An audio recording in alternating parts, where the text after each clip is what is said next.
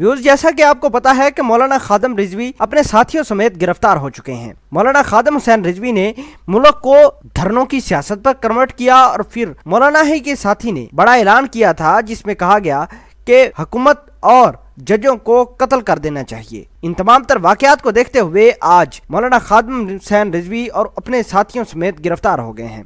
अदालत ने फौरन कार्रवाई करते हुए उनके खिलाफ जो मुकदमा और एफआईआर थी उस पर फैसला भी महफूज कर लिया है। व्यूज, आपको बताते चलें कि लाहौर की सेशन कोर्ट ने अदारों के खिलाफ बयानबाजी, तोड़फोड़ करने और सरकारी अमलाक को नुकसान पहुंचाने पर तहरीक लब्बैक के सीनियर रहनुमाओं समेत खादम हुसैन रिजवी के खिलाफ इंदराज मुकदमा की दरख्वास्त पर फैसला महफूज कर लिया है। लाहौर के एडिशनल डिस्ट्रिक्ट एंड सेशन जज अहमद खान खरल ने केस की समाअत की। अदालती हुक्म पर थाना सिविल लाइन पुलिस ने खादम हुसैन रिजवी के खिलाफ मुकदमे से मुतल्लिक रिपोर्ट्स अदालत में जमा करा दी। पुलिस रिपोर्ट में खादम हुसैन रिजवी के खिलाफ थाना सिविल लाइन में एफआईआर शामिल की गई है। पुलिस रिपोर्ट में कहा गया है कि खादम हुसैन रिजवी समेत दीगर के खिलाफ 31 अक्टूबर को मुकदमा दर्ज हो चुका है। दरखास्त गुजार अब्दुल मलक ने कहा कि खादम हुसैन रिजवी ने चीफ जस्टिस समेत दीगर मुअज़्ज़ज़ जज साहिबान के खिलाफ नाजेबा अल्फाज इस्तेमाल किए, शहरियों को बगावत पर उकसाया।